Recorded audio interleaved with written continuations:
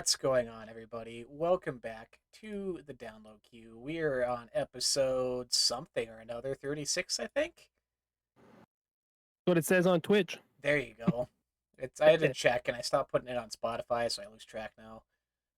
But we're back talking games, your favorite place for all things gaming, each and every Sunday at 4 p.m. Pacific Standard Time. Joined as always, you heard his voice already, the wonderful Kyle the Fish. Hello, thank you. I'm still glad you're hanging out. You hold the whole show down out of a rambling machine that it usually turns into. Whoa, I just show up and I just ramble. You're the one like doing a stream, resizing stuff, getting B-roll. I feel like you're doing more of the show notes. Come on, give yourself some credit. I show up and talk, you do all the work for me. It works So out. I feel like I get to break up the ramble, but like I get to ramble because of you. We like rambling. Also, shout out to everyone tuning in. We've had a few people, and I posted it on Twitter. But we're like the most consistent numbers we've had the past 2 weeks. So thank you for hanging out with us, and joining the show. Awesome, thank you everybody. Yeah, it's been good. This week almost started out again last week with minimal stuff to talk about. Thankfully, stuff rolled in. We're heading in towards a hopefully busy week with TGS and a rumored state of play this week. Woohoo. Which I think, let's start there. Get the speculation out. So we got for sure Tokyo Game Show is happening Thursday through Sunday, so the weekend. Xbox has been advertising. PlayStation's advertising. They're doing a big thing. I believe Kojima's doing I don't even know what you want to call it. Presentation on Death Stranding 2 with a bunch of the actors and stuff. So And I feel like we know exactly what that's going to be, but also have no idea and are not ready for what that's going to be. Just given Kojima. Oh, I was about to say, I was like, do you know what it's going to be? Because I have no clue. But I mean, we know what it's going to be. It's going to be something like, what is Death Stranding 2? What? Like, what? We're going to be left saying, what? Because we're like, what was that? But it's something, we know what it is. It's Kojima. Mm-hmm. Yeah, host a panel on discussion on Death Stranding 2. Singer songwriter, number of guests, including a bunch of people I have no clue. So that'll be interesting. But yeah, the main thing coming out of it is usually historically there's a state of play around this time. Which, if rumors are true, is still just going to be a third party showcase, which isn't probably the best right now. And at this point, I don't even know what you throw in a PlayStation showcase, honestly. We're 2 weeks out from a PS5 Pro reveal. We have nothing really set in stone for the fall. We have nothing really set in stone for early next year, first party wise. So I'm at a loss of what PlayStation has planned, I guess, for releases, partnerships, just in general.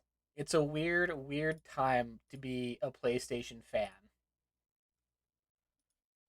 I really feel like we'd see, third party stuff, but also I feel like we'd see a tease, a hint, a teaser, a trailer for Ghost Tsushima 2. Show that off.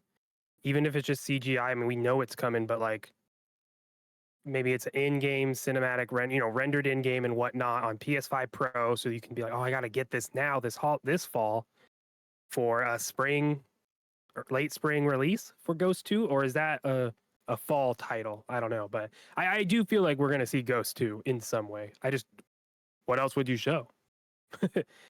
I feel like everyone is asking for it, and I feel like that is a very easy way for Sony to kind of win people back over after they lost. I mean, there's just not a lot of first party Sony games they announced. We don't know outside of Ghost 2 what. So I feel like that just makes the most sense. Yeah, for context here, I pulled up last year's September state of play. As I said, usually right before TGS. And they had some big things. We had the couple VR things with Resident Evil 4 announced. trailer for Avatar third party, Ghost Runner 2 third party, PlayStation plates. At that time, we were still waiting, obviously, on Helldivers, and we got a Spider-Man 2 trailer, couple of them, and Foam Stars. And Final Fantasy VII Rebirth was the big ending, which obviously, because that's the biggest thing they had coming out at the time. So yeah, it's even just third party wise, I guess. Like, I feel it's kind of in that weird in between of, hey, everyone's either announced what they have to announce, or everyone's keeping stuff really close to the chest for Larda Studios. So either this is going to be like a big unveiling for at least obviously Japanese centric developers, or it's just going to be kind of another have a couple indies. We got some new YouTube popular Twitch games coming out, whatever, for community driven stuff, but no, it's weird timing. Yeah. You would hope with this would be a big reveal of like, hey, this is again why you need PS5 Pro next year or whatever, but I think it's just gonna be another by the numbers sort of show. Yeah, that's fair. I mean, yeah, where I guess it's just a lot of questions for Sony, right? We just don't know what's coming soon. So I mean, but maybe this is the big show, you know? That's been the rumor since they just did an okay one earlier in the year, right? So Yeah, May 30th we'll see. was the I really, yeah, I feel like everyone is just waiting at this point for how they're gonna announce their next slate of PS5 games. Do you think we would see Wolverine? I don't think a Marvel game would show off for the first time at TGS, but do you think Wolverine, Insomniac's Wolverine, is going to be seen sooner than later? Later being June 2025, or do they save that for the big quote E3 moment? I feel like you would save it just for.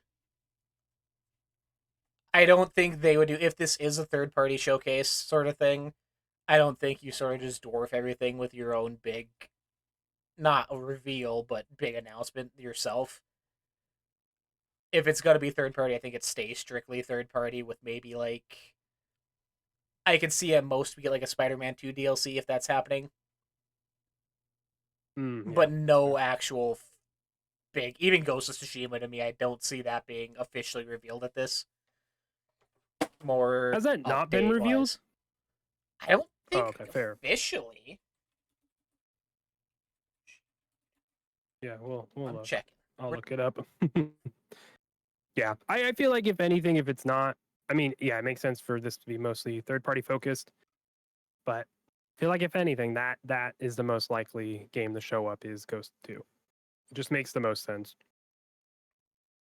Which I hope it. Yeah, here it is. Waiting as of 11 hours ago. This article posted. Yeah, waiting for an announcement. It just seems like we all know it's coming, but nothing official. I would be fine with it waiting because I still need to find time to play the first one. Oh yeah, they have. Oh, I guess it's the Sony. Sorry, this article says that Ghost 2 is in secret level. That show coming up from Amazon, but it's because of the PlayStation stuff. So I took it more as like, oh my god, they're getting an episode. Duh, we're gonna get Ghost 2. This makes, but no, it's everything. So hard to know. We're getting Concord as well. So rest in peace. That $400 million supposed project. Yeah, that's something else. They really went all in on a specific type of thing there. We'll still see with Concord long term.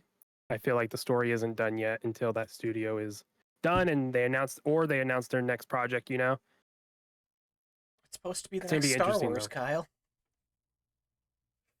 Yeah, I don't think so. I didn't think so.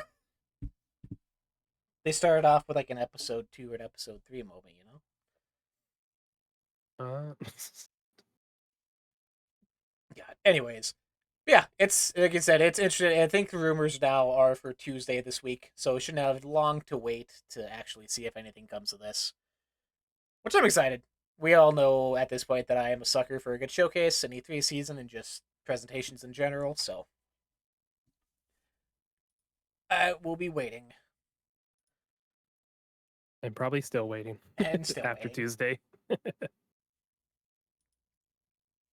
Another thing we had to wait for this week, or for a while, or something that I've been waiting on, that you threw into the show notes. Good friends over at Pal World finally getting the lawyers kicked at them. I was like, which one are you going with? Going to Pal World. Yeah, it's I Yeah. thought this was happening months ago. Like, Nope. let me see here. Yeah, so they released a Nintendo brief legal statement, which doesn't get into specifics, is suing over filed patent infringement, which has been the big part people have been taking out of this. Lawsuit seeks an injunction against infringement and compensation for damages on the grounds that Pal World, a game developed and released by the defendant, infringes multiple patent rights. So, Yeah, it about sucks. time? It makes. I mean, it's about we. I think about time, and we all expected it because Mm-hmm. I mean, it's Pokemon with guns, right? And you can't. It's hard to argue that to just explain what that type of game is to people. It just explains exactly. It explains what it is. But I mean, it's weird. It's still new, right? This happened a couple days ago. It's not. We'll see where it goes, but like if one of the patents, I think we saw either rumors or actual evidence of what the patents were like patenting like gameplay stuff and Yeah, it's it like was. game systems and it's like that is not something I like. I mean, I mean, no one's using the Nemesis system, but like it feels like that's under a patent, even though that's a really cool system. And it's like you're telling me only Nintendo and Pokemon games can do a creature capture game? Come on. So we'll see what it turns into. I mean, Nintendo clearly, it feels like they waited to get their ducks in a row and make sure everything's good. And I don't think this is just a random shot from Nintendo hoping it hits, you know? So we'll see what happens. But Power World is not small anymore, right? They signed that thing with Sony to do their media side, so they're looking to explore getting out of just games and going into what was it, TV, movies, other media stuff, distribution things. Yeah, with Sony, So it's supposedly. like, yeah, which is Sony, yeah. But yeah, Power World, new indie, right? But it's huge now, and they made a lot of money. So we'll see if this is gonna kill it. I hope not, because at the end of the day, would you say Power World is like a direct competitor to what Pokemon is doing? At least in some ways, I would say they are. So competition is not bad. Nope. And yeah, I was trying to find the thread talking about the gameplay stuff. And as far as I remember seeing, it's based mostly off of the ball mechanic and like that's how you capture them sort of thing. And that's something that Nintendo patented like early on in the year, like a month after the game came out to try and get ahead of it. Which like I said, it sounds so goofy of a thing to try and nail them on when character designs and stuff like that are so much more obvious to general fans, and that's what everyone's been talking about themselves recently since this come out. Like that's the thing you want to nail down on is you're throwing a ball to capture these things.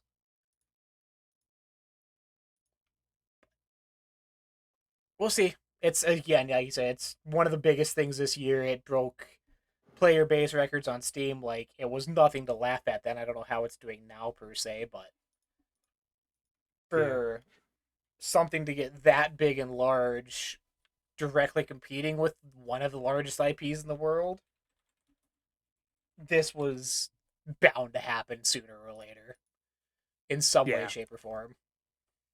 Yeah. I have this article that says, creatures in Power World are caught by a Pal Sphere, and in Pokemon, they're caught by a Pokeball. So it's like, I get it. you know, like you take the words Pokemon and Pal World, Pal Sphere, Pokeball. Like, come on, I get that, but I feel like it's not. I don't think like this is something that would shut down Pal World. I don't think that's what's gonna happen. If anything, they just have to pay some damages, and but the damages are what could kill a studio, especially an indie studio. So that would be the like the worst case scenario in my opinion is if like Pal World ends up shutting down and gets caught in all this litigation and stuff. I don't think that's likely though. No, and yeah, the one article we have here that you posted, Power World has made only 70 million since launch, which sounds like a lot, but I figured with their player base would have been a lot more by now. So It's yeah, still in early access though. That's the thing. Right? This game isn't out yet. It's still early access. does it have you've played? Does it have like what's the microtransactions in the store like in there, or is there any? I do not think there are any. Oh wow. I don't recall. I think it's just they're making it off of people buying the game. I think that's also why it was so like why it caught on too, is just it was lacking in like longevity because once you kind of got to the quote end, once you kind of leveled up, you kind of ran out of stuff to do. But yeah, I don't think no. Weird. I do not see any signs of microtransactions. Yeah, that would explain the only 70 million, which still is great number for small indie game, but Yeah, because it's on Game Pass and then it's on Steam. So like that's really promising. But Nintendo wants their money. to put into Pokemon to make it better again, right? Doubtful. Yeah, just make it run well. I Which bought the most recent one. It runs like crap. It looks like crap. It's awful. I had to go back.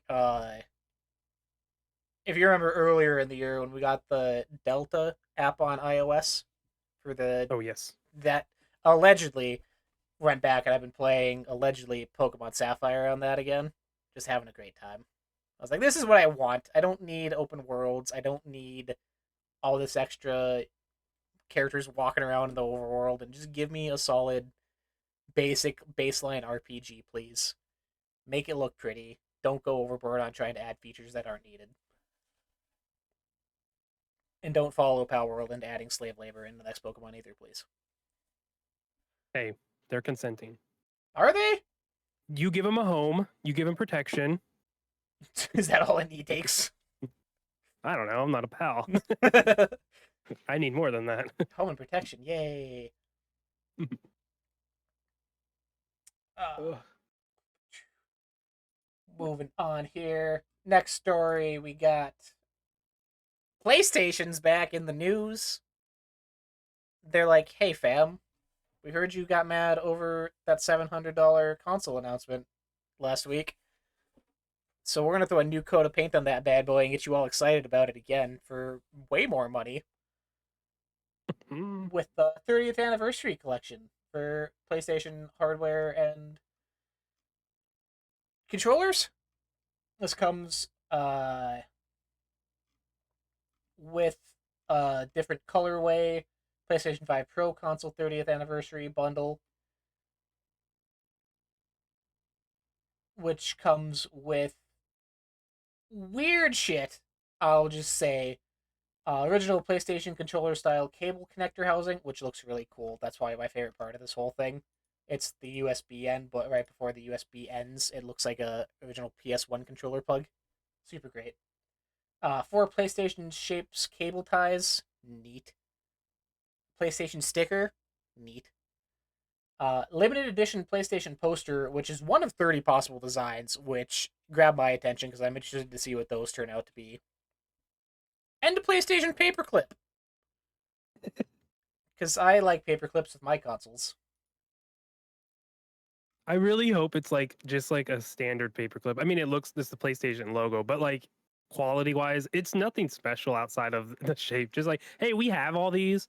We're just gonna throw it in the box as well. Why not? It just seems like such an odd inclusion in a console bundle as a paperclip. Yeah. They just got like a janitor somewhere making them in the back room. He's like, I got a bunch of these. Like, Oh oh, my, he's yay. making them by hand. Oh my god. He's like, Mr. So no, that's I don't know. I don't want to. No. You know, sometimes you start an accent and you're like, oh shit, that's gonna angle the wrong way. I apologize for that. Also getting the same colorway on a PlayStation 5 digital edition. PlayStation Portal, which was the one thing that made me think like, damn, maybe I need a Portal now. Yeah, 100%. And then the Edge wireless controller and base wireless controller. So it's neat, right? Oh no, it looks so cool. Like the gray, the old PlayStation colors, the face button, like it just looks right. It looks great. I did not own a PlayStation 1. I did not own a PlayStation 2, a PlayStation 3. I owned a PlayStation 4 at the end Pro at the end of the generation. And I feel nostalgia for this shit. Like looking at it, it's like that is nostalgic. Like there's something about those colors that just screams it. But yeah, it's really funny that they $700 and then we're gonna sit and here we go. Like you you know that was a marketing thing to just kind of blow over the $700 price tag that they knew people were gonna get pissed. So props to them. Good job, marketing team. You did it. You changed the news cycle there. But Oh, 100%. That was my whole Twitter that day of every yep. single person was like, this is the best. I need to stop myself from buying one. I'm like, y'all just forgot how you were a week ago when we were reacting to this, and now you're. Yeah, but there's only 1,200 what is it? 12,000 of them. 12,300 You know, units, yeah. now that $700 seems pretty cheap. That paperclip adds an extra $50 on. That's true. That's true. Yeah, Um, it's cool. I think it's funny that this is the second console they've done this for. They did it for the 20th anniversary and the 30th, and it's like, I get it, right? It's there. It looks great. It's a win in my book, but it's just I find it funny. It's like I just kind of replay the same playbook you did last time, and people are still gonna lose their mind over it because it's a solid thing to do. yeah. What I would have really enjoyed more, because this was something they did for PS4, um, do it in generations. So this one do like a PS2 colorway and do like a design on the side panels with like the blue loading towers when you would turn your console on and stuff. Like do it that way. Mm. Do a blackout console or something. I don't know. But yeah, doing the exact same kind of idea behind. Like obviously it works. That's why they brought it back. But Yeah, I mean, it's like, why wouldn't you at this point? But it is, yeah, it's funny. But yeah, that Portal, I'm like, Hi, I'm if the Kristen Satan. PlayStation Portal let you natively download games on there, it would be so hard not to buy. But I understand, like, it's just a cloud device. But man, I want that for Xbox too. You know, I want just a native device. I love the fact I haven't held a Portal, but I love the fact that it's just a DualSense controller with a screen in the middle, and I'm hoping Xbox can do something similar. Who knows? But yeah, that looks real nice in that 30th anniversary colorway. yeah, the Portal, So yeah. Sony, if you wanna try to get someone into the Portal, a dad who's taking care of his kid all day, remote plays pretty great. That's a whole But demographic right there. my background my backbone's great. I love it, but I don't have those dual sense features. So I don't know. Hit me up, Sony. Yeah, it's that's the one I was online. I was looking at the Portal afterwards, I'm like, $200. But you can get it with 4 payments of 50 on their site. I'm like, no. You could, yeah, that's true. Just $50 every couple weeks isn't bad. Well, but yeah, I'll be curious to see what this is priced at. There has been I pulled up here from Billy Belcoon on Twitter, who's PlayStation centric leaker. According to him, the PS5 Slim price is at a base 500, and DualSense is priced at 80. So 50 more than a regular model for the digital DualSense, same price. So you figure the Portal 250. I doubt they go 300 just for the colors on it, but Oh no, I think it's still I think it's just 200. You're telling me it's $50 to paint it? Come on. it is for the digital apparently. And put Oh, all that's the new fair. little textured That's fair. graphics on the inside. Yeah, but the Portal doesn't have all that. The control. See, that's what's interesting is it's a screen and a controller, and the controller's the same. So I don't know. We'll see. Can I I think 250 would be kind of a bummer. Can I put the paperclip on the portal? That's what I want. Clippy. Wait, PlayStation just made their own Clippy. They got the texture on the back of the portal, so yeah, $50. I hate that that's your reasoning. They gotta We'll engrave see. that on We'll see. somehow. It costs $50. $50. The kids are I gonna mean, it also love is it. just like a printed thing. It's not like engraved. They're like raised. Whatever. These will be released on November 21st, so fall season. If you're looking for a very expensive holiday gift, I suppose, they will be available via PlayStation Direct. If you want to buy either of us a Portal, we will accept it.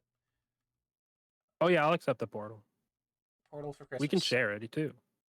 It's Ship really it, easy. Ship it back and forth. Yeah. You get it for a it's every month, I 6 get it for a months. month. Oh, I'm not doing it every month. 6 It'd months be like done. 6 months. Yeah. Moving on here. Let's see what we got. Veilguard's coming out. You brought up looking over previews since those finally launched this week to super happy critical acclaim, although not happy for our fantasy critic. Why? Why is it not happy for our fantasy critic? Because it's my counter pick. Oh, okay. Well, you said ours, so I took it as like both of ours. I see. Yeah, that sucks for you. But I'm literally on our fantasy critic right now because I have 2 slots. I'm like, I need to figure out what to do. Because Black Myth Wukong got me -11 because I counterpicked it. At least it was only 11. I thought it was going to be more, honestly. I'm just okay. Can I just read this? Hyperlight Breaker, not out this year. Avowed, not out this year. Towerborn, not out this year. Hades 2, not out this year. And I'm still gonna win. And I'm still going to win. Yeah, back to Dragon Age. Yeah, it looks. Since I read the article, and since they did in Game Informer, and since they did that, it was like a 20-minute combat demo and stuff on YouTube. It instantly piqued my attention, right? I know we talked about it briefly. I played a little bit of Inquisition the other week, and then I stopped just so I was like, you know what? I don't want to play an old game. Like, and I'm doing other stuff. I've been looking for a game to play at night that's kind of, I can just pop in, play it, and just kind of not worry, you know, something good on my phone. And that I landed on Persona 3, which we'll talk about a little later. But yeah, these previews, it makes me even more excited for it, you know? The main thing for me is like, I haven't messed with this style of combat where you can kind of pause and then focus in and like then command your companions to do stuff. Like, I haven't messed with that, so I feel like that's gonna have to be a hands-on feel to figure it out. But from what I've heard and what previews have shared about like the story stuff and how your choices matter, even in like a bunch of people got invited to do a preview. It was like 7 hours, and they 4 or 5 different sections that they played and then got moved to or whatnot. Yep. But they said their decisions mattered even in like hour and a half chunks they were able to play. And that's awesome. Like, and that's something where a game referencing like Starfield, very role play in a whole different aspect.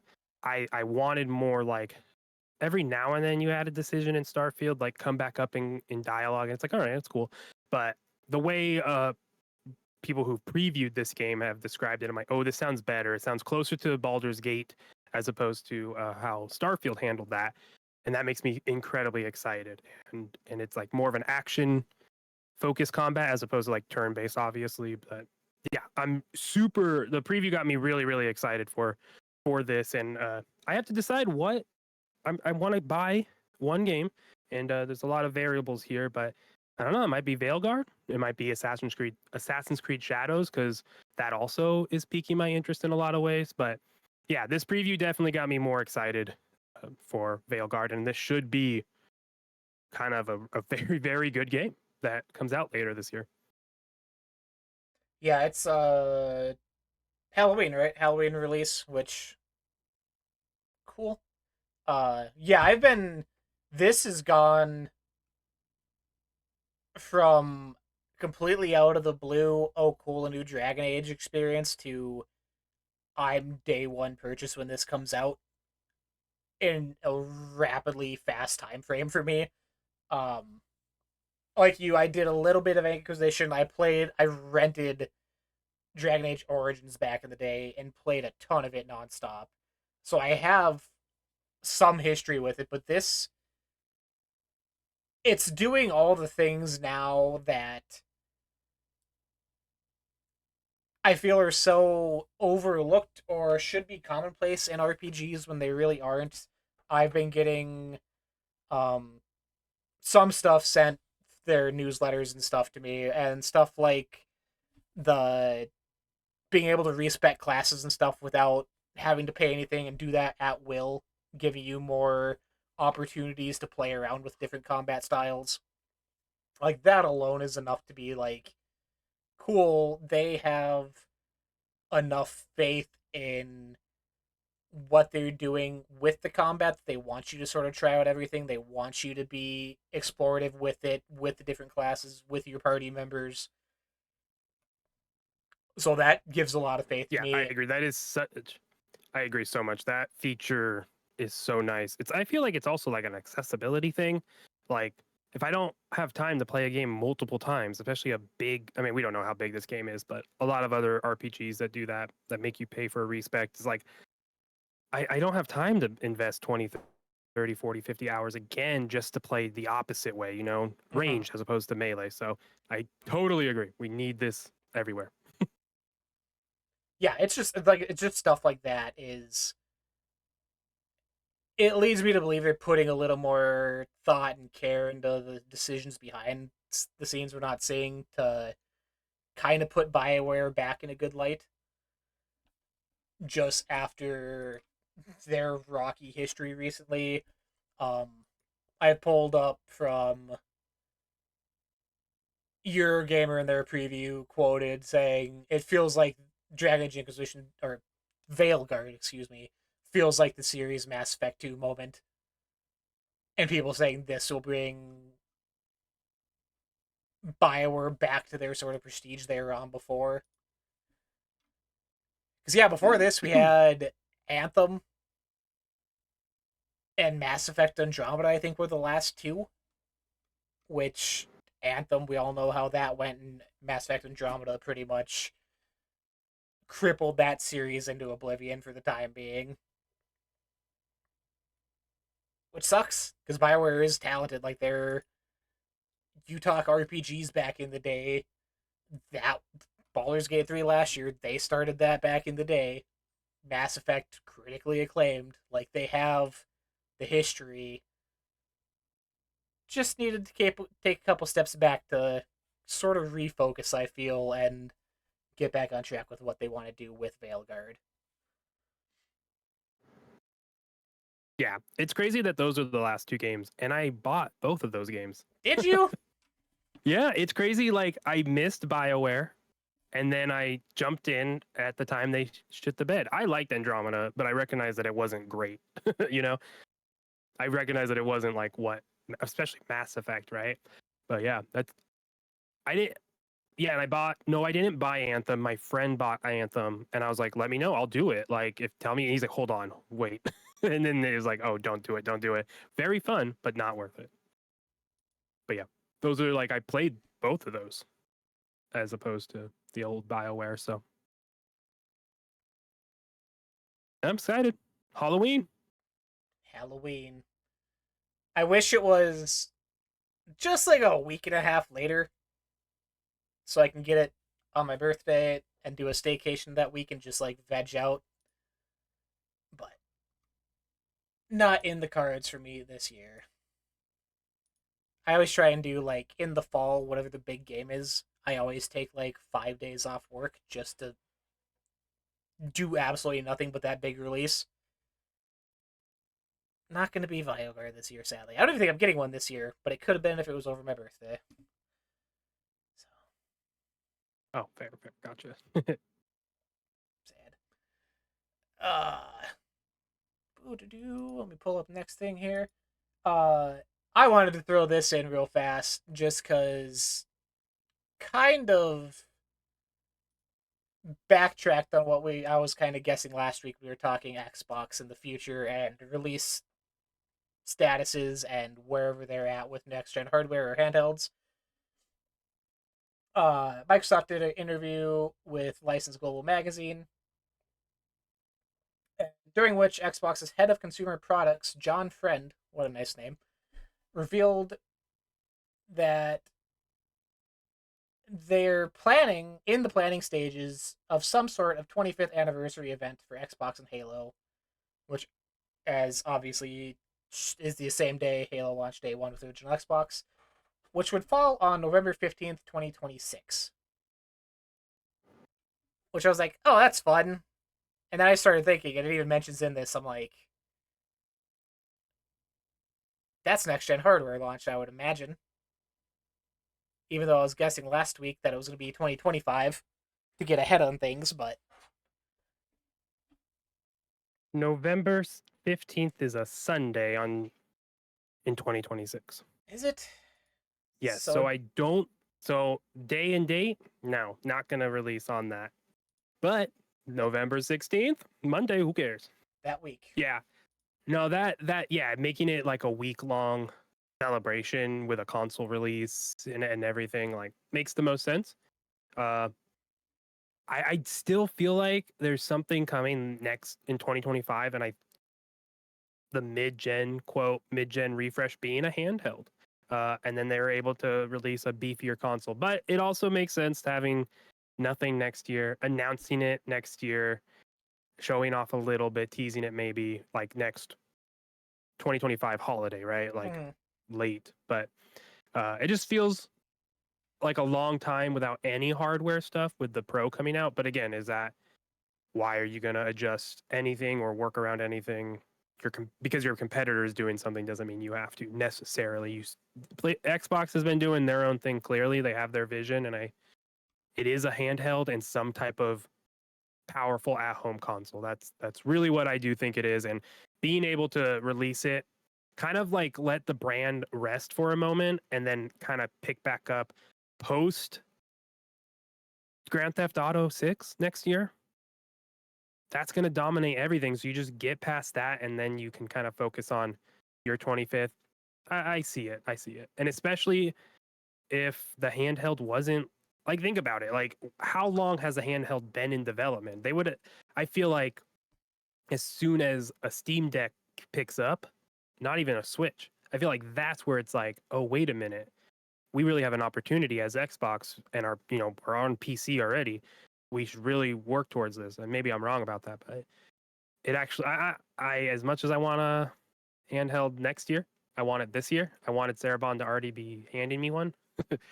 Personally, 2026 makes a lot of sense. Hey, I'm right here. I'm calling it. She's going to personally hand me an Xbox handheld at some point. she's like, we heard you on the podcast asking for a Portal, but we got this instead. Enjoy. I'm telling you, you just walk out. Look, you see the picture of Bill Gates with The Rock. It's Sarah Bond and Kyle. Headlines. It's like Ricky. Who's this Ricky guy? Why is he going to partner with Kevin Owens? What's Ricky doing? You know what? Ricky is this godsend. I know. I can't wait for Ricky to come back. That's WWE for you. Yeah, it's all after this, and if that is kind of the direction they're heading, I'm still even on board of us getting the handheld reveal at the Game Awards this year, and then launching, if not early spring next year, obviously fall. Do that 2025 next gen, quote unquote, whatever that even is at that point in time, 2026. I feel like we forgot about the Nintendo Switch too, the Super Switch, the Nintendo, whatever it's going to be called, Nintendos. I think that was who said. I think that was Sancho West. That's good. I saw that somewhere. It wasn't me. It was on Twitter. I believe that was. Anyways, yeah. I mean, we're expecting that next spring, right? We're expecting some. They're gonna start talking about it soon. Hopefully, this week. You can't really say, "Oh, that's crazy." If we get that, what an exciting week. Yeah, I just don't. I think you wait for a Switch. You know that's gonna sell. because it's going to also have a game that is only on the Switch. 3D Mario didn't come out this year. Another one I put on my thing. Now your 2025 list next year is going to be banging. I should keep all the games I drafted. I should have for next year. That's all I'm saying. Also, I am trying to make some trades in our thing, and we'll see if they go through. Someone is the commissioner, so if I don't know. No. We'll do an episode about Fantasy Cricket. So. Yeah, I was thinking about that last week. Get Tim back on because he's active in it. So. Yeah. Yeah, I think the Switch is coming out, so honestly, yeah, I think the Play is hitting that 2026 with a console and a handheld hybrid thingy, and maybe it's just one. Maybe the console is the thing, like a Switch. Who knows? But they're telling us, hey, we're building to something for the 25th anniversary. Wink, maybe don't expect anything. Wink, like, so. 25th anniversary announcement is going to be that the next mainline Halo launches that week on PlayStation 6 exclusively. PlayStation 6 launch game, Halo. All the walls are down. They're down everywhere. They're coming down everywhere. That's interesting. Cause yeah, like you said, with Nintendo next year, I didn't even factor them into this because in my mind, they're doing their own thing. And I saw... But if you're a handheld... If you're handheld, yeah. And I saw today or yesterday, there's rumors now that PlayStation 6 is supposedly 2 SKUs as well, with one of them being a handheld. So if we're all just going that route now. But, again, rumor mill, can't trust Twitter all the time. Everything with a grain of salt. Yep. Exciting. Exciting. I suppose we got... Where are we at here with time? And 45. 45. Or You almost. wanna jump into some Persona talk since you brought it up? Go over games we're playing this week and do a quick little guessing game for the end of the year? Yes. Yeah, so I've been playing Persona 3 Reload. There's a couple games I've been playing this week since we last met. But I only played about 4 more hours of Persona. I just got to my May midterms, and I feel like I'm still early in this game, but fully kind of into the rhythm of the game, the cycle, the flow of the game with the day-night cycle and all that stuff. I can't believe that's a spoiler for me. I just discovered that stuff. This last week. I just discovered that go. I was so confused when I saw that area. I was like, what the heck is going on now? It's all different.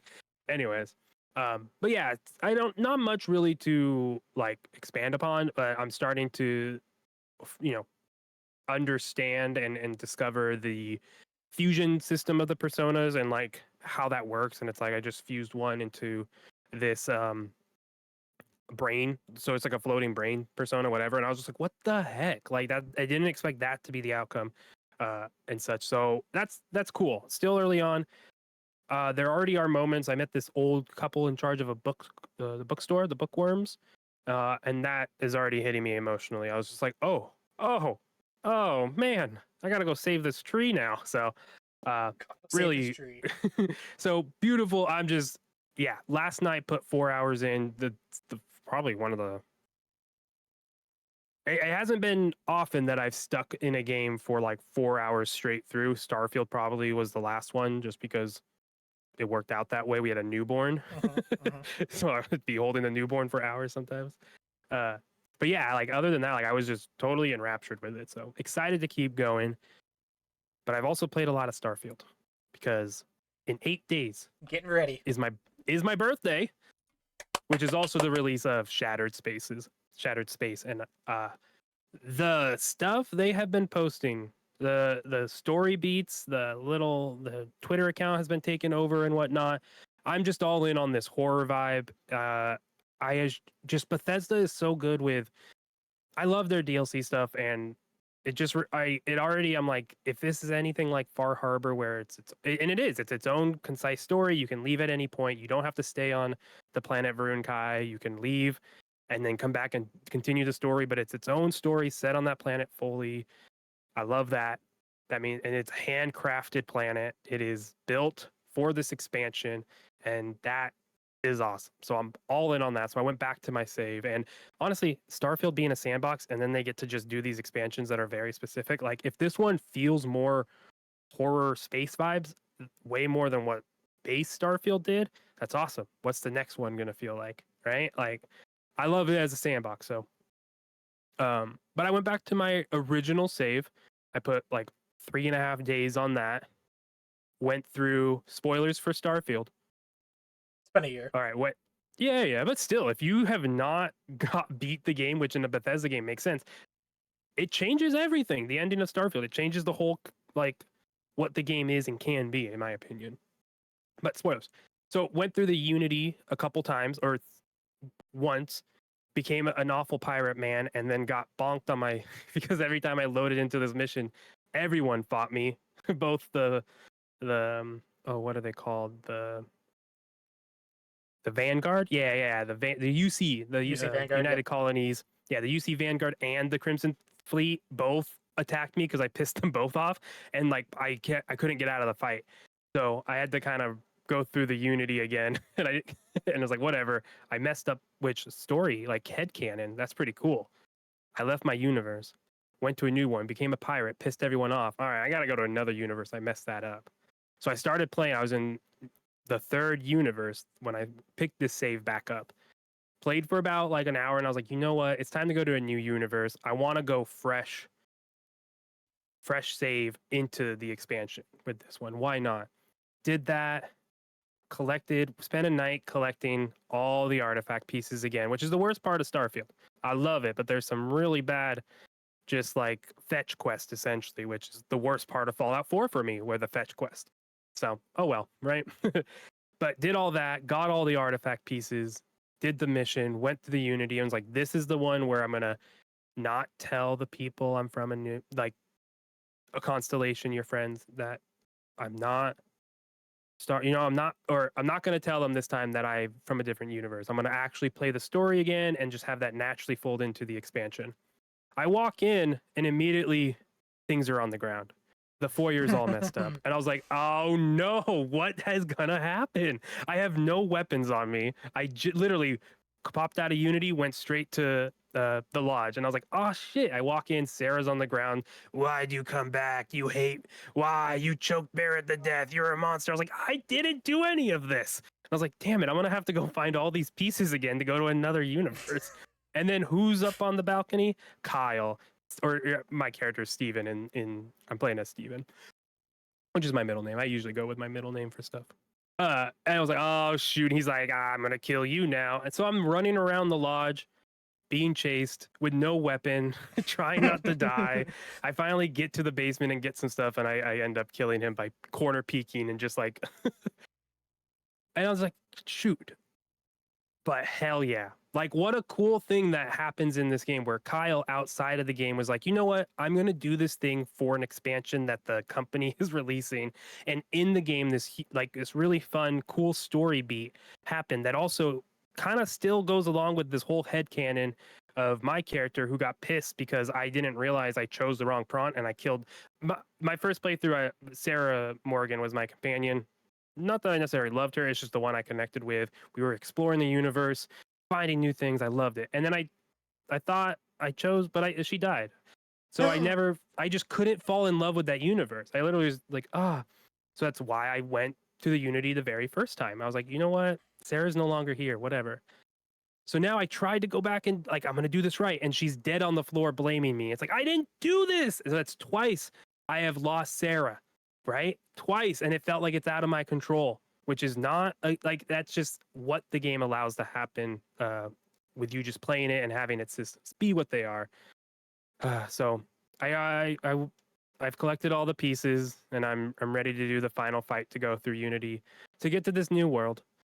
So I can get ready for the expansion because now all of Constellation's dead. So I need to go through the Unity to do this right. But it's just like picking up my original save months later, right? Almost over a year later. No. I've played it into like December. So almost a year later though. And just like having this moment of like bringing me fully back into that story.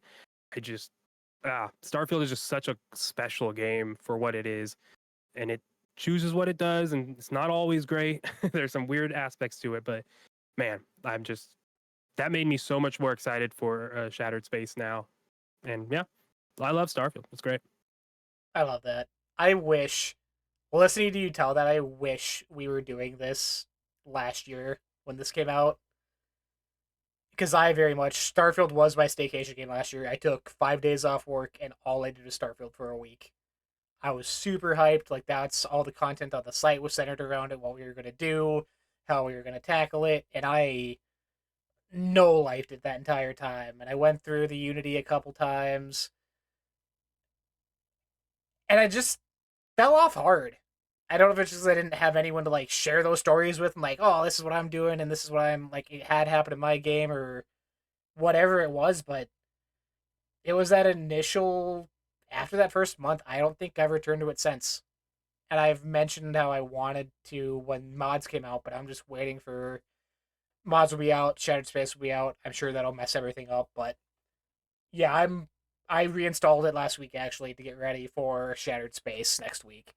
Just to jump back in and see the changes from the little stuff they had, like the map updates, and just jump back into the world. 60 frames on both Series X and S now. Ooh. Like they got it. So yeah, it's in a really really good spot, great spot. But there's still issues with it, right? It's a Bethesda game. I don't love how they do the RPG narrative stuff, right? But it is a sandbox for you to do whatever you want, right? Just the ship building. Oh my gosh. I loaded into my save and I was like, holy shit, this ship is crazy. Like I did a lot of work on this thing. It was a maze inside. I didn't figure out how to do the building, so it's not a maze getting through your ship, but I'm like, there's like 3 floors to this. I'm like walking around. I got everything in here. I got like the strongest weapons. I was like, this is great. But yeah, I'm so excited for Shattered Space now. So excited. Again, if you're listening and you got the early access last year, you have Shattered Space coming to you. It was in the pre-order, so. Which was very smart. That's a really interesting strategy they're doing there. Oh, it's so good because it does this. You get that initial back, you get people back in a year later, get the player base back up, mods are out, get whatever through that. Like, they have this all planned. Oh, and the car too. The car's great. And the car's out. I haven't experienced the car.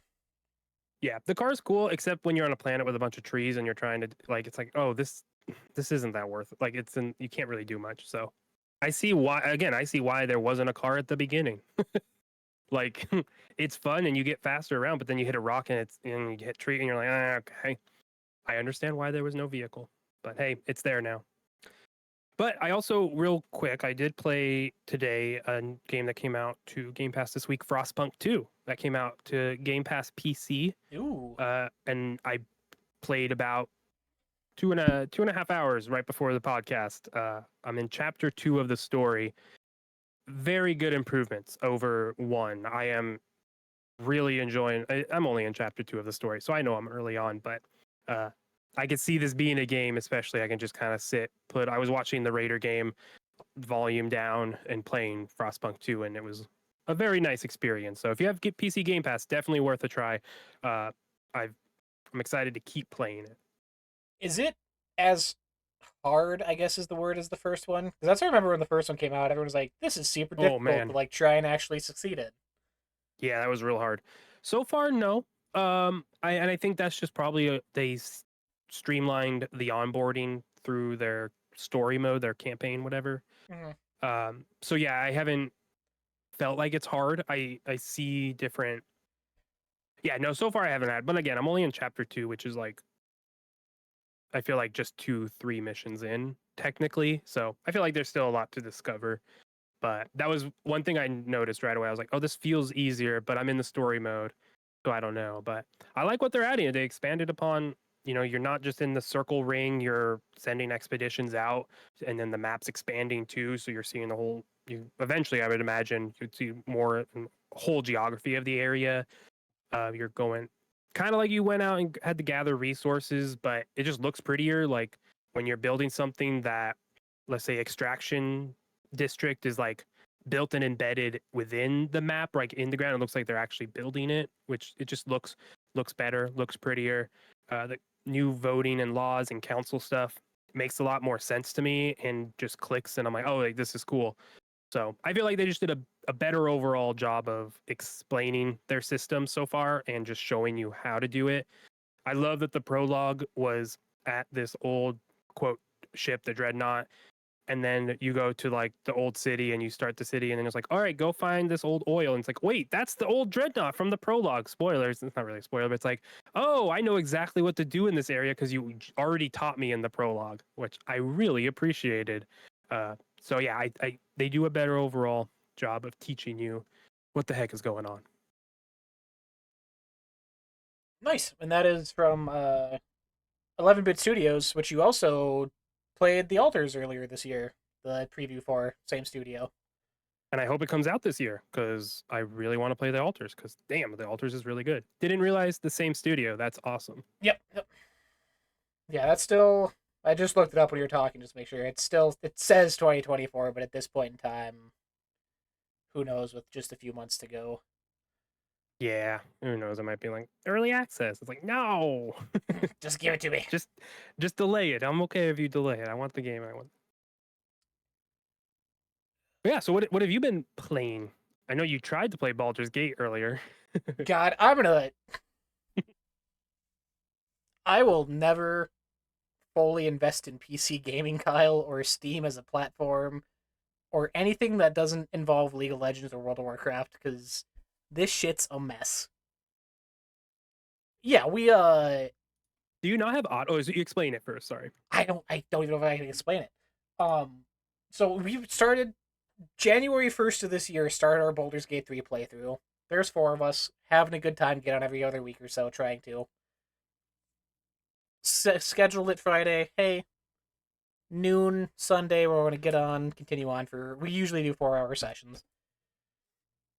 I get on 20 minutes early just to make sure. I'm like, okay, cool. I got an 8 GB update. Not bad. So I download. It finishes like 3 minutes after the fact. Like everyone's online, getting loaded in, whatever. And Steam's like, yo, uh, it wasn't just update. We gotta do some patching. And I'm like, okay, I don't know what that means, but go ahead. Up pops 141 GB download, apparently, that just wrecked my computer. This took about 2 hours, an hour 50 minutes to do. After the fact when we're supposed to be playing, so I had someone streaming the game in Discord with my character so I can like watch and tell them what to do when I had leveled up or whatever to like stay in tune with the story. Not actually playing. The patching goes through and I'm like, cool, you guys like hold on a bit, go back to camp, I'm getting on, logging on. Start the game, play, menu pops up, and it crashes. Steam pops up an error report, sends some ticket through, and I hit play again. It's like, whoa. You gotta re-download 144 GB now. And I'm like, excuse me? That sucks. So I'm assuming, like, obviously something happened with the patching it's completely out of my control. Like, I can't do what that happens. So yeah, our entire session, I just sat in a Discord call watching a stream of our game. And the second they were like, okay, let's go back to base and finish up. My shit finished. I got to the main menu. I'm like, hey guys, I'm here. As they're all logging off. And I just you don't. Still got to play. I do kind of. I gotta watch and I gotta tell them what 2 things to pick for my level up. That's funny. Yeah, I'm just like, this would never happen on a console. Like I will never. Which is funny you say that because I always had issues when I was going like between when I first bought. There's the Xbox One X and Xbox like Series X when it first came out. Like during that time, I had like shitty internet and I was back and forth between job sites which we lived at. So I would often have my console on like offline mode, but then I would pop it on randomly and such. But sometimes I'd pop it on. I'm like, oh wait, no, I don't want this update right now. Don't update like this offline game, Madden, right? For example, it's like, all right, you don't want to download the update, then we're gonna uninstall the game. I was like, no, like just stop the update. It's like, well, we already started it. I was like, I didn't tell you to start it. I clicked the game and it's like, surprise, we need an update. I was like, I didn't know. And then it would delete the game off the thing unless you did that update. So it's funny. I experienced that a ton on Xbox, but very specific, going offline to online, back and forth and such. But yeah, bummer for Baldur's Gate. Yeah, because like the crash of Steam caused that issue for you, because usually it just has to unpack and such, and it might take a little bit, but yeah, it's a bummer. Yeah, I don't know. Because I even looked at, like, I had auto updates like that. It's on, so it should have done all this whenever the update went through initially, but no, I went to Baldur's Gate and it was there waiting for me. So maybe next time we get on, I guess. Yeah, I was so frustrated the week before. Well, what else have you been playing? Yeah, besides that, I'm glad you mentioned the spookiness of Shattered Space coming out, because I started spooky season early. I mentioned before the podcast, it feels like fall season's setting in here in the Midwest. Trees are changing, it's getting colder. And I was a big old dummy and started Alan Wake for the very first time, Kyle. Why does that make you a dummy? Because for as much as I love the fall season and spooky time, I am a big old scaredy cat chicken. So if you ever want to see me jump out of my seat and yell explicit words and get freaked out playing a video game, come hang out on stream. Yeah, Alan Wake remastered for the very first time. It's completely passed me by on 360 when this came out, which, playing this now blows my mind. This was an arcade game back in the day. I mean, obviously it looks better, but just how much of the game there is, I'm surprised this was an arcade game. Obviously by Remedy, Control, Alan Wake 2 came out last year, physical release is out this year, which is partially why I wanted to jump into this now. And I'm having an okay time. It's definitely a product of that time frame and generation. The controls are super wonky. Have you played before? No, I have not played at all, which is why I haven't been watching your streams. Okay. Because I want to play it because I want to play Alan Wake 2, and I have an idea for a stream video thing. I have an old typewriter. I think it'd be really fun to play it and also type a recap after every time. That'd be dope. But I'm still trying to fix it, so it's broken. So that is delayed it indefinitely. But yeah, cool. So I haven't been watching it. But yeah, I wanted to ask about how it is going back to the gameplay, because I feel like Remedy games already have like a floaty wonkiness to the aim and it's like part of the game, kind of like Resident Evil, right? Mm-hmm. There's just something about it. So I wanted to know how it was going back. Yeah. How you explain that? Yeah. It's you can tell where the wonkiness of Remedy started. Like, it controls are really goofy. Walking and stuff feels weird. But the main thing, for those that aren't aware, it's based off of your famous writer go off to a vacation retreat town to get your thoughts together to write your next story. Spookiness ensues, whatever, blah blah. You're essentially facing shadow creatures, which you need to, before killing them, quote unquote, you need to take down their shadowy figure on the outside. So you're equipped with a flashlight, which you have free aim on. You can aim the flashlight wherever you want as you're walking around in third person. Your gun is also tied to that exact same reticle, so to speak, of where the flashlight's aiming, which sounds like that's how it should work in your head. Except it's really hard to aim to fire your gun, actually, because you get a large reticle that you focus on an enemy, it goes down smaller before they explode, and then you can shoot at them proper. But when that reticle from the light disappears, you lose your reticle for the gun itself. So you just gotta kind of like blindly aim from a distance and hope your shots are gonna hit. You can focus in on them again to get the flashlight reticle back on them, but it uses battery power, which is a resource you need to manage.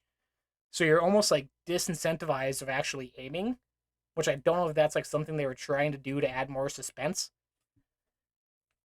But it just makes combat feel really like wacky and trying to beat the system, especially when they're throwing 3-4 enemies at a time at you. Trying to manage that and aim at one individually if there's another one beside him, and managing resources and bullets. They do have a couple things you get added in, like a flare gun that does almost an insta kill, if not takes everyone's shadows away, so you can just focus on the shooting part. So they add some stuff in to make that a little easier, but just the combat each moment, I'm like mentally preparing for it for all the wrong reasons, not of when it's going to happen or be scared by it, but of how I'm going to survive long enough and getting past every fight, but I'm just a hair of health left. So that's weird. The dialogue too is the other thing that's really caught me off guard. It sounds like the writing itself is good, but all the delivery of the lines and how people talk feels like you're like a bad public access television show. Which not like to talk bad about it, but it's super off-putting and out of place to me. The way everyone Which is delivers funny stuff. because like I feel like that's exactly what Sam Lake would have wanted. It That's just maybe it just doesn't read. It doesn't like read well. Maybe it doesn't age well. That's probably a better way of saying it. But yeah, because it would be like something super crazy happening or like suspenseful that you need to like really focus on. It's like the most monotone delivery, like off the script thing you've heard. And like, oh, okay, I got you. that was kind of weird.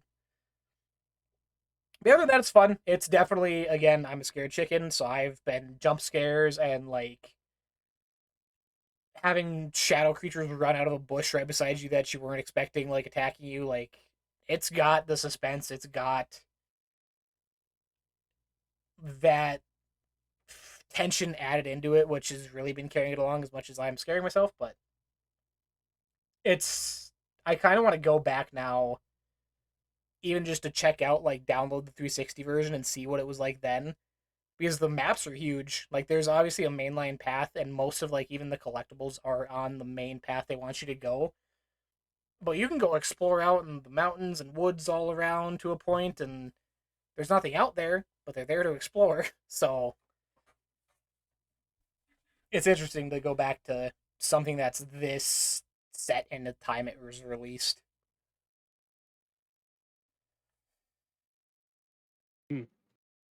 That's fun. Alan Wake. Yeah, we'll see if I ever go to it. I might just watch you play it and then start with the second one. Who knows? Yeah, and I hope I. That's the. Like I said, I started this wanting to play the second one. Again, don't know why, because I don't like serious stuff. But it's just, it may just be a Remedy thing for me at this point, because I even Control, when I played that last year, I wasn't really a big fan of Control, which I was in the minority. Yeah. Quantum Break I replayed through a year or two ago, and that still weird. Enjoyed a little more. I probably enjoyed Quantum Break more than Control, honestly. Yeah, it may just be a Remedy thing for me, which sucks to say because it's such a special, unique studio that everyone seems to love, and it doesn't click with me. Yeah, that's fair. Yeah, I don't think Resident Evil games are like will click to me for me. Like I just think they passed me by. But I'm down to always keep trying. But there's just something about the gameplay. I'm like, all right. But Control, I didn't feel any of that. I really liked it. Thought it was great. Yeah, more power Yeah. to you. It feels like a time capsule of a game more than I can relate it to something that else that I played recently. Like, it's a weird feeling to come back to. That's been about it. Still playing WoW. I am on the last region of the map, so last kind of main storyline section, wrapping that up for now. That's been about it for the week. I haven't started anything new. It's been waiting for this next month to happen and hopefully have something to play that we can talk about. But Yeah, well, oh no, next week we won't be able to, because it's Monday it releases. But Starfield, that's what I was gonna say. yeah, So soon. yeah. No, next week we got TGS and the Nintendo Switch 2, maybe. Yeah, a lot of maybes. Maybe it's nothing. Maybe it's nothing. With that, though, we're going to call it a show for now. We'll be back next Sunday, hopefully. Yeah, I'm on call, so that may screw things up, but it hasn't yet, so fingers crossed. Next Sunday, same time, twitch.tv/BadlandsBacklogs. Come hang out. I will be continuing Alan Wake this week, obviously, and if you haven't yet, check out the main site. I uploaded a new Game Pass Hidden Gems feature, part 2, that I started last year. Stuff to go check out. Kyle, you got anything going on this week? No, I'm just gonna be playing more Persona and Starfield and such. So make sure you go follow the site. Support. Yeah, do it. And get us a portal while we're over there. Oh yeah, please. With that, happy gaming, be good to each other. We will be back next Sunday. Goodbye. Boy.